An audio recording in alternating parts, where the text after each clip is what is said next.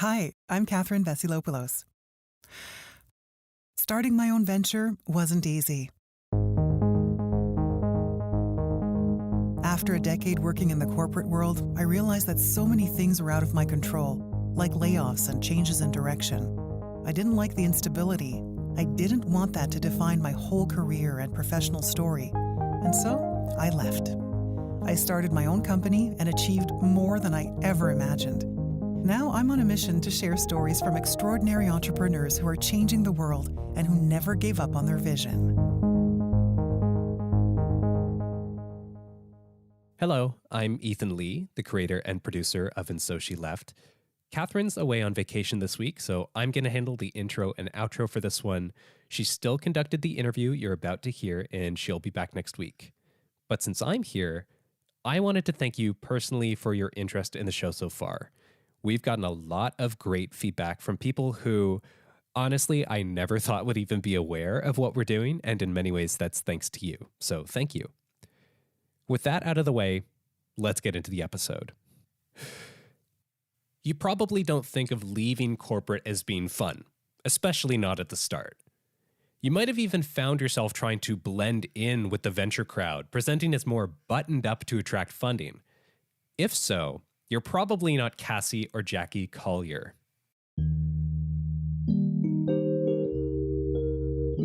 The Collier sisters are the duo behind Bundle.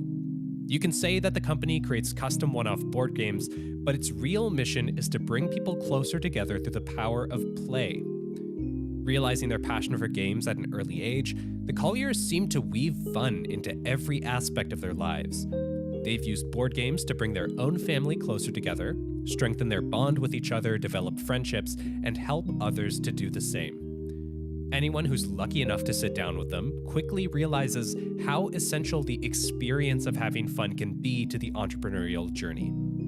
Despite claiming to be very different people, Cassie and Jackie are on the exact same page creatively.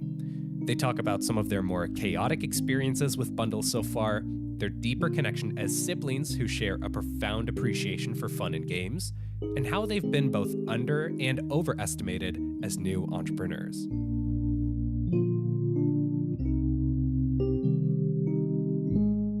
Hi, Jackie and Cassie. Thank you so much for joining us today. So I'm going to ask you to introduce yourselves and give me a bit of background about your personal and your professional journey so far. Jackie, you're the older sister, so you can go I'm first. the older sister, but we like to say that I'm the big little sister because chronologically I was born first, but I definitely act like the little sister. First of all, Katherin, thank you so much for having us. We're just so excited to be here, and you guys are just a joy, and we love what you're doing, so we're honored to be a part of it. Yeah, so I'm the big sister. Cassie and I grew up in Mount Carmel, Pennsylvania, in the coal region. We were members of a sports family. My parents coached. Cassie and my brother Sean were star athletes. I didn't even make the starting lineup for the team that my parents coached. They were like, you have other talents. So they found the community theater, and that's where they put me. And I've been an actor ever since, which has been really great. Then a few years ago, Cassie and I were very different, and she'll get into all of her talents and interests in a second. But one thing we have in common is definitely our sense of family. That's very important to us. Our humor, and that we're both obsessed with games. So we created Bundle, our board game company, and it's been really fun getting to work together on that because I don't think we ever thought we'd get to work together in a professional capacity. No, I don't think so. It was a surprise for both of us. And yeah, I'm Cassie Collier, Jackie's little sister by 16 months. And as Jackie noted, we grew up in a really small town in the mountains of Pennsylvania, and games were always what brought our family closer together. And that definitely, as I grew up and I went to college, I met all of my friends my first year in my dorm playing games. That was what bonded us. I think for us, we have very different skill sets, and I think growing up together and sharing a bedroom our whole lives, not just a bedroom, but we shared a bed for our whole lives. Not anymore. We've moved on from that since, but we did live together in New York for quite a while. But there was a fluidity to who was going to be responsible for what. And we're really communicative with each other. Did you collaborate in any form? Did you play nice together? How did that work out for you? I remember when we were very little, we would put on shows together, which was really fun. We would be dancing, we'd be singing. Our brother would sometimes play the drums and dance. And we also had a radio show and a news show. And then we also played sports together, which, as I noted earlier, I couldn't really keep up with. But I think we were always, the three of us, our brother is 16 months younger than Cassie. So we're like Irish triplets. So we grew up just always being together. And I don't know if it's a thing that's just a thing now or if it just wasn't when we were growing up. We didn't really have play dates with other people. We had friends at school, but we pretty much just hung out with each other. Yeah, and I think such a credit to our parents. They allowed us to just be imaginative. And so if we decided we wanted to do a play, a murder mystery play about someone stealing family necklaces in a fancy hotel, which it was called Masterpiece, and there's a video of it somewhere.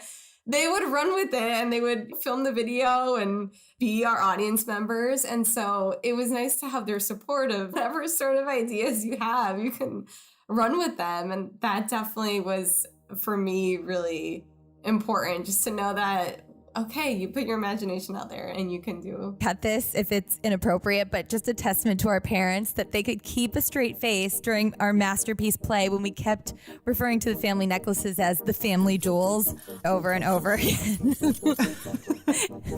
They didn't let us know. We were very innocent kids. They didn't fill us in. So Tell me more about your playtime as children and how that shaped your adult versions and how you continue to play and have fun in this entrepreneurial that you've started. Yeah, I think that's such a great question of how it's shaped it, because something I love about our board game bundle, we make custom games that are personalized to your family members, to your friends, to your coworkers. And when I was growing up, I would say out of the three siblings, I was the least competitive. I was the one who wanted to talk and hang out and connect the most. And I think Cassie and Sean, they would always be competing about who wanted to sit shotgun in our parents' car. And they had a little bit more of a competitive spirit. So something that is great about our game is that it lends itself to all sorts of types of people and everywhere in between, or what you're feeling like that day. So with our game, it can be a vehicle and a tool to connect and for storytelling and to really get in the nitty gritty and talking about all your feelings. Or it can be a really competitive environment where you're timing everybody, you're counting, you're going around the board, you're getting a prize if you win. It really lends itself to taking on the characteristics of the group that's playing.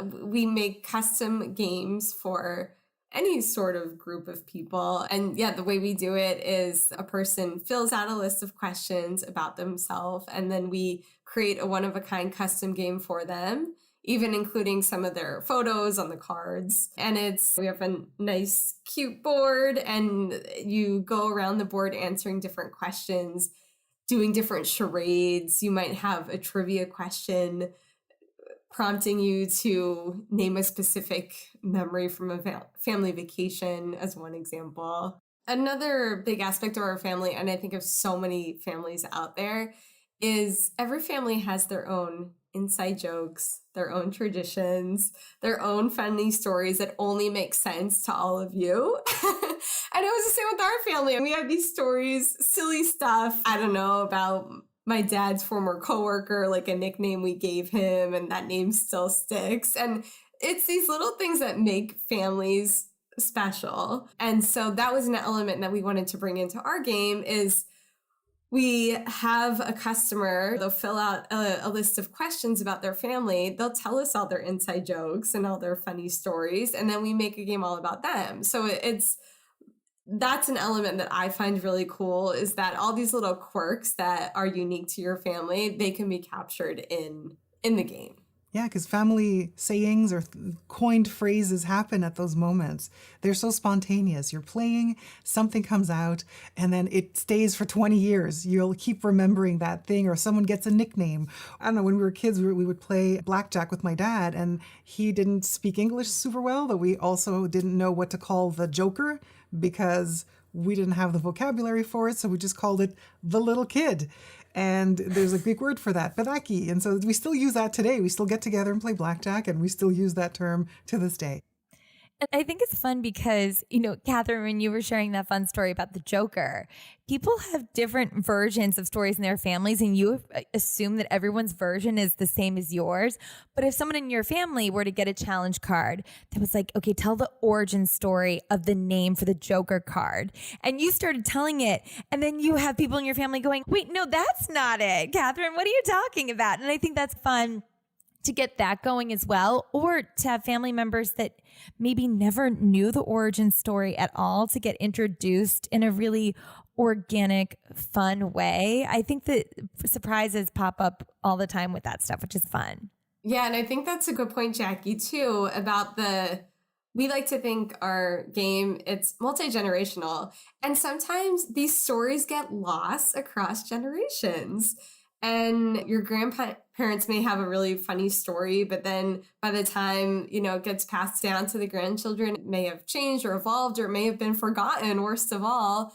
And so what we also like to do with our game is, grandparents can play with grandkids, and it's a way to keep your family stories alive each and every time that you play the game. So this is ultra special because this is not just a off-the-shelf game that you'll purchase that's been shrink-wrapped and you bring it home and you play it a couple of times and whatever. This is really customized to your clients and whatever they've asked for. And now you're creating this magical centerpiece around a table where people are drinking and eating and having a good time. And you've created a whole other layer of family bonding. And we feel so lucky to get to do it too, because for us, it's so much more than a product. It's so much more than a business. It's a passion and it's a calling. And we get to hear these stories. Like Cassie and I are so privileged to get an insight into people's very intimate family stories and friendship stories. And it really is a great honor that people trust us with this stuff. Can you share anything that was really funny? Like a really funny story that you remember? You're both laughing, so I'm thinking you both have something. Okay, there's one that comes to mind, although Jackie, if it feels like we should cut it based on the story, you just will follow up and let you all know. But one funny story I remember is this daughter and her mother went to get spray tans together, and they were driving home from the spray tan place, and I don't know why, but the mother had to pull over and use the bathroom on the side of the road, and she ended up going. And then she realized a few hours later that there was a streak down her leg because the spray tan hadn't dried, and she accidentally went to the bathroom in the wrong spot. So the family joke now is always referencing this streak down the mother's leg.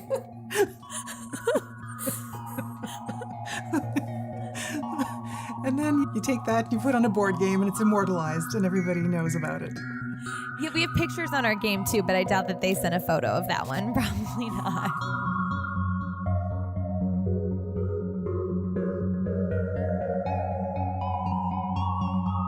Do you remember when you were younger, did you ever think, I want to be an entrepreneur? Did that ever cross your mind? Were you ever talking about that when you were children, or it was always about, I want to be an actress, I want to be a teacher, I want to be those kinds of things? Yeah, when I was little, I always would say I wanted to be an actress and a nun. I guess Whoopi Goldberg inspired me. I didn't get that she was, I don't know what we went to Catholic school, so I was like, this is my calling. That didn't happen. Glad it didn't. But I think for me, I always knew I wanted to live in New York. And I don't know if this is something that Cassie and I hadn't talked about, but I always assumed I'd be the only person from my family living here and that I would go and have to see everyone back home. And to me, it's so exciting that Cassie and I not only lived a 20-minute walk from each other, but that we're in business together. That's not something, I guess, as a little girl who grew up wanting to be an actor, I always imagined like getting to work with the people that I was watching on TV and all those things. But I think it almost is like an even bigger dream for me to be in business with my sister and have her so close, because I never thought that I would get that. Oh, I love that. Sweet. Yeah. I'm going to cry. I've always had a lot of side hustles. Like I've babysat, I've been a personal assistant, I've done so many random jobs in New York City, and I've enjoyed them all, really. And I love being an actor. I'm a kids acting coach. Like for me, having multiple income streams and multiple jobs I can't imagine a life without it. But I did feel like I didn't really have anything to ground me in terms of like my professional life. And having Bundle, which is this, even though it's entrepreneurship and it feels like it can be scary and not consistent, for me, it's probably the most consistent thing in my life. And that consistency, but also balancing it with the fun and getting to do it with my sister, who's also my best friend, was really, oh yeah, of course I'm gonna do that. And Cassie, was it the same for you in terms of, describe what you did before? I think I always knew I wanted to start my own business. It was always something I knew, but it felt so scary. I was working at a bank in spreadsheets all day. While there were a lot of pros to the job, it was stable, I was learning good skills and how to do spreadsheets and financial analysis, there was a part of me that felt such a void. And a year or two into that job is when I thought, okay, now is the time to take the plunge. It feels right. I'm definitely more of that type of person. I want to have all my ducks in a row. I want to have a blueprint for how I need to do certain things. And being an entrepreneur, you're literally building the plane as you fly it. And flipping that script for myself, I think, took a lot of time. And I think the only way I was able to do it, frankly, was because of Jackie, who operates differently in the best way. That it's sort of, especially as an actor, it's like you put yourself out there all the time. Sometimes you book a role, other times you don't. And it's simply being okay with putting yourself out there, being rejected, and moving on. And as an entrepreneur, that happens so much. And so for me, I've learned a lot. So for me, that partnership of having her alongside the journey was really key for me. Amazing. Jackie, what did you learn from your sister? It's the exact opposite of that, in the sense that I learned from Cassie what it's like to show up every day and be consistently working towards the same goal and the same vision and essentially the same project.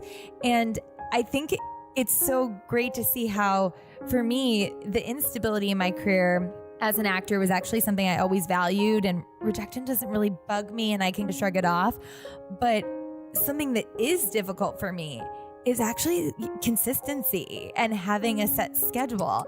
Cassie and I working together, it's something that she's had a lot of grace and flexibility, but also we found a happy medium and a common ground of how we can actually get a consistent schedule and be grounded in that way. So yeah, I've learned a lot from her. Some things I don't want to learn, like how to do our taxes or spreadsheets or anything like that. And she's graciously continued to do that for us. Oh, she's so nice.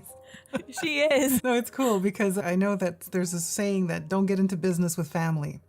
And a lot of people swear by that's I will never get into business with family. They don't want to deal with it. They don't want to muddy the relationship or even lose the relationship. So was that ever a concern for you? Yeah, I think you're right, Katherin. The stakes are higher when you're running a business with your sibling. If you're running it with a stranger, the business falls apart. Even the business relationship falls apart. It's okay if this one relationship is tarnished. But when you're running a business with a sibling, everything is on the line. And so that, of course, for me, it's how do we always maintain our sister relationship and our bond? How do we draw boundaries? If we're going away for, say, a weekend with our cousins, we're cognizant that this is family time and we're not constantly talking about work either. We're also building and maintaining our relationship as sisters. And for that, finding that balance and the cadence, I think, was really key for both our sister relationship, but also our relationship as business partners too. Actually, that's another thing that Cassie's taught me. Out of, I think, anyone I've worked with, Cassie does a really great job of respecting and modeling how to set healthy boundaries. It's not something I was great at in my life and still continuing to work on, but Cassie is very good at it. It really gives me such a sense of comfort because I think also in the acting industry and freelance life, boundaries can get really messy. And Cassie has really shown like how you can get a lot of work done, but still be respectful of people's time. That's awesome. So tell me now about, you found your sister and she's this perfect business partner. How does that play in with creating an idea and then taking it off the ground and turning it into something? How did that work for you guys? We're really communicative with each other. And I think in the beginning, we had this sense we are really scrappy and we knew that we would do whatever it took to get this business off the ground. I think something that was really affirming for us and inspiring, and I don't want to say surprising because we knew we had so much love from our family and friends in our hometown community, but I think the level at which people showed up for us was just overwhelming. Like our town supported us so much. People that we hadn't talked to in quite a while were buying games from us. It was like this whole sort of effort to champion us. And it was really special being from a small town that believed in us. Absolutely. And some of my best memories from when we first started Bundle was, okay, we had this idea. We wanted to start a board game company. We had no idea how to design a game, how to do any of that. And so we started very small. Jackie and I, we created a paper prototype, and then we invited a bunch of people over to our apartment to play the game and give us feedback in real time. And we did this about 3 or 4 times. We'd get pizza, we'd get drinks, have people over, have them give us feedback. And that for us was really instrumental. And Jackie has a big social circle. And so she would be able to bring all these people over to our place. And it was market research, but it was also just a lot of fun getting to hang out with people and see them playing this idea that just a week ago had been solely in our head. And now it was a physical product that we were getting people to play and give us feedback on. I love the way Jackie has a big social circle is really a very nice way of saying Jackie has a lot of actor friends who are desperate for free food. That's awesome.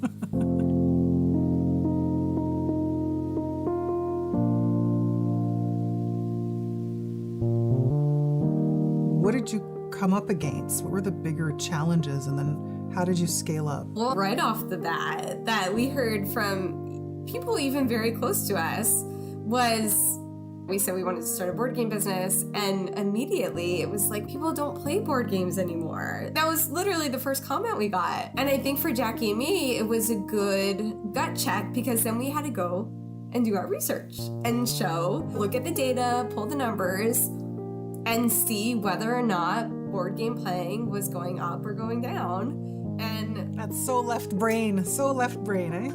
yeah, like digging into research papers and everything. And then we realized, okay, all the data is actually supporting this business, because board games, we found this one article, I think from The Guardian, we're in the golden age of board games in a time where there's so much technology out there. People are craving, really hearkening back to the modern day campfire, and board games are really a version of that. Yeah, I think for me, when we initially started off, it was a particularly busy and I would say chaotic time in my life, in the sense that I was doing a play, I was auditioning for other things, I was babysitting, I just had a new boyfriend, and we were starting Bundle. And I remember like sitting like on the floor in the tutoring office where I'd just taken kid I was babysitting for, cutting construction paper to like glue on our bundle. And then I was like, okay. And then after I drop him off tonight, I have to go to rehearsal. And then after that, I'm recording a podcast. And it was all these things of trying to juggle all this stuff. And now I'm still an actor. I coach kids in acting, but my life is a little less chaotic. So when I sit down to work on Bundle, I can actually have the time and space not to be focusing on a bunch of other things, because that's a great way for my brain to be more creative and also just to be more task oriented and actually get stuff done. Because Cassie, she's still good at making sure we keep all the balls in the air. Like she always sends an email at the beginning of the week that's here's what we have to accomplish for the week. And I think that she offered a lot of grace in the beginning when I was like a little bit scrambling all over the place.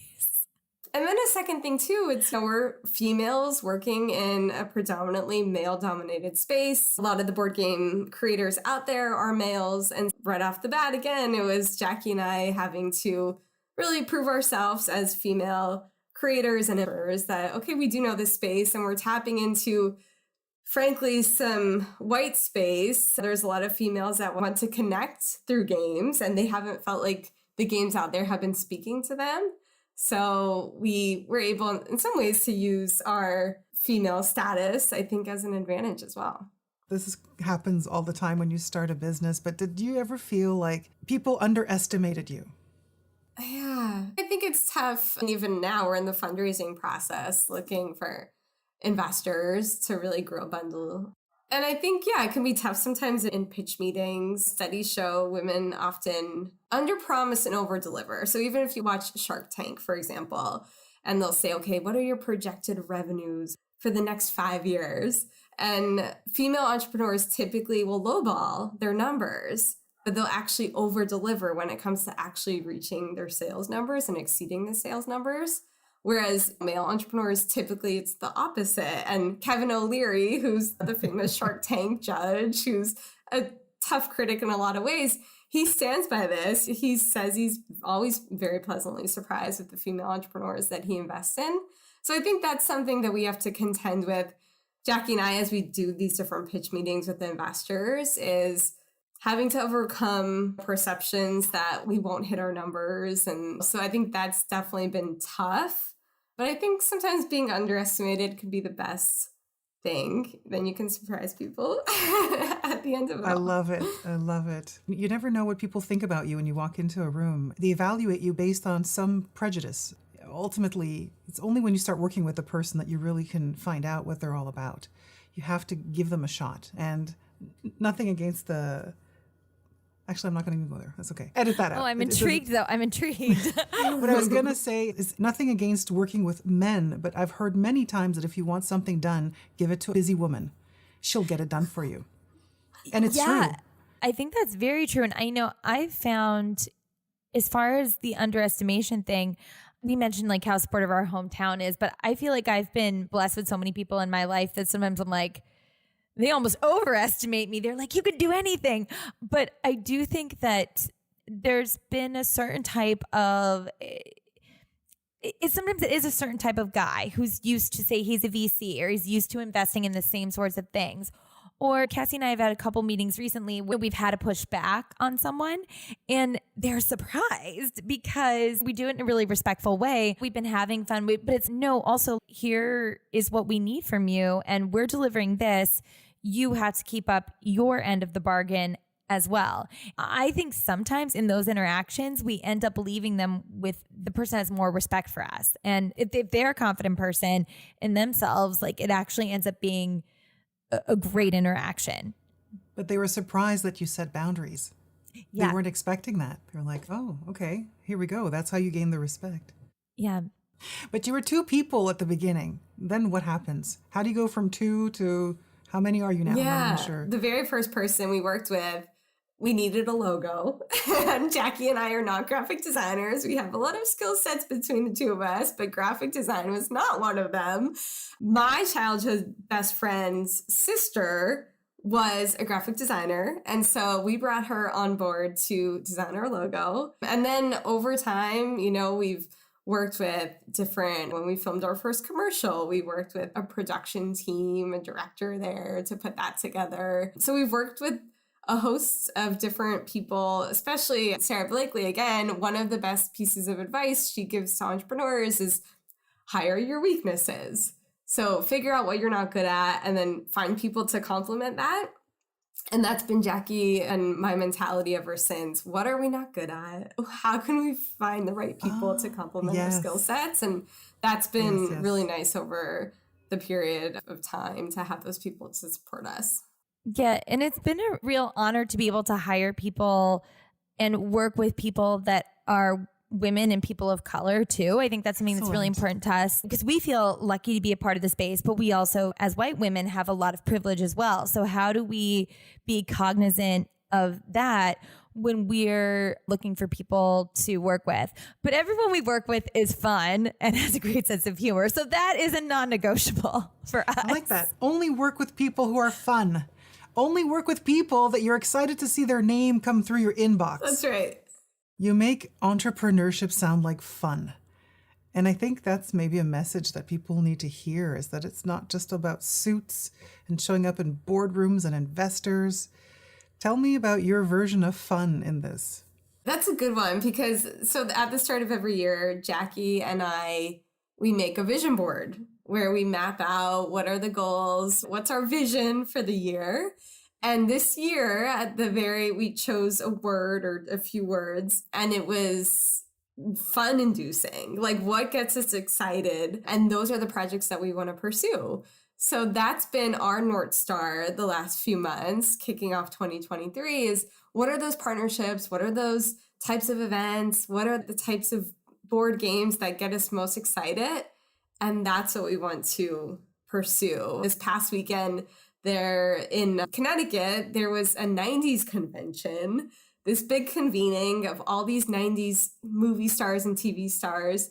Jackie and I got to go and host a game live with some 90s celebrities. We played the game on stage, brought up audience members, and it was just a blast. Who was there? And so, Who was there? Tell me. Oh my gosh. Buffy the Vampire Slayer, some cast members, Saved by the Bell was there, Full House was there, all these shows that we grew up watching. We got to see all these stars and it's, oh my gosh, this is our life. Like we're hanging out with all these people. So it's situations like that where we feel so lucky to be doing the work we're doing. In case you were wondering, Mario Lopez is aging like a fine wine. So things are all good in the world. Love it. I thought, Katherin, it was interesting what you were talking about, saying it's not just all suits and everything like that. And Cassie and I have had some really amazing experiences, and it's like finding the right people for you. Like when we met Sarah Blakely and Jesse Itzler, and they're both these huge entrepreneurs. We've admired Sarah for so long, and her work as the founder of Spanx and what she's done for women globally.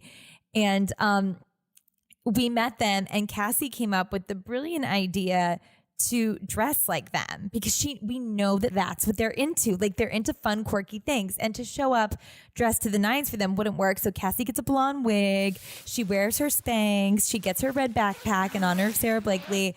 I dress like Jessie, and we have great meeting with them.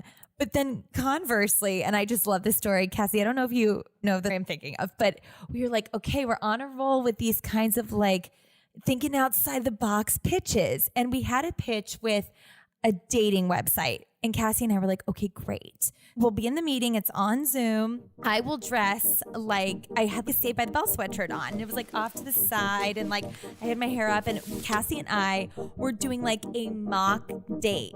And we're like in character, like flirting with each other, using the bundle questions of how it would be great to have a first date bundle for this dating website. There were jokes. Like I was like, okay, we're nailing this. This is the performance of our lives. And at the end of the meeting, he didn't crack a smile once. Oh no. And like at the end, he looked completely shell-shocked. Like it just bombed so hard. And I've done stand-up before and bombed, and this was like 10 times worse than that. So you win some, you lose some. Yes, but you have to try. It's so true about, Jackie mentioned too, knowing your people. Because yeah, with Sarah Blakely and Jesse, it was amazing. They're quirky, they're fun, they're creative. It was great. But with this guy, I think he was like the software engineer for the dating app. And I love engineers, but he was very by the book. And yeah, he didn't even know what to do with it. Jackie and I laugh about it now, but I think it's actually a really good lesson for surrounding yourself with people that get you. You can be your full self. So for us, that was a really interesting juxtaposition, to say the least. But that's so well said. Align yourself with people who get you. And there's all kinds of different business people out there. We have to maybe reshape what we think about when we think business person. It's no longer this old-fashioned, antiquated thing. It's a bunch of people who are just regular people living their lives and are solopreneurs or people who are working out of their home. Yeah, especially now after the pandemic, where people work and how they work and the spaces that they work in, like it's all changing. And it's just so fascinating to watch that process and how it can really expand entrepreneurship for people, which I think is really important because we need so much more diversity in entrepreneurship. No, it's true. I think that the pandemic has reshaped a lot of people's work lives, and it's given a view into you don't have to necessarily just be going into a workplace and working there. You can invent what you want. You invent the future that you want. And I think that's what you girls did very beautifully too. Like when you're younger and you're not even sure where life is going to take you, and then you're here now and you look back, like what have you seen? What's this evolution that you've seen for you guys? Oh my goodness. It's a good question. Especially as sisters, because you grew up together, you even shared a bed together. Well, I think for me, it's occasionally those pinch me moments. Oh my gosh, wait, how did we get here? An example of this is speaking of 90s TV shows, we grew up watching The Wonder Years. I adored Winnie Cooper. She was just everything. And a few years back, Jackie and I did a partnership with the Hallmark Channel. We worked with the CEO and the team there, and we created a custom game that was all about the Hallmark Channel movies. One day we were at Jackie's apartment. The actor who plays Winnie Cooper, Danica McKellar, called and asked about playing the Hallmark game and said she would post about it on her Instagram page. And it was this moment where I thought, oh my goodness, Winnie freaking Cooper is calling us to talk about a product that we created. In what universe did I think as a 7-year-old this would ever happen? Never. So life does take you in crazy directions, and it's been a fun ride to see the different sorts of doors that it's opened. That is so amazing. Thank you for really showing us the value of fun, not just in entrepreneurship, but in life, in siblinghood, in all things important in life, because I think we really need this. As I said at the beginning, the world needs to have more fun. If we could just sit together with a board game, a sandwich, and people we love, everything will be wonderful. I love the sandwich element. We've never injected that into it. Who doesn't love I love sandwiches so much. I think I want one now. Many thanks to Cassie and Jackie Collier. You can learn more about Bundle in the episode notes and get 20% off any game with the code BUNDLE20. If you like the show, please let us know. We would love to hear what you enjoyed in a review, no matter what platform you use to listen. And So She Left is made by Cansulta and me, Ethan Lee. We'll be back next Wednesday with a new episode. Our music is by Chris Zabriskie, edited for your enjoyment. You can find a list of all the songs you heard here in the episode notes. For Los, I'm Ethan Lee, and thanks for listening.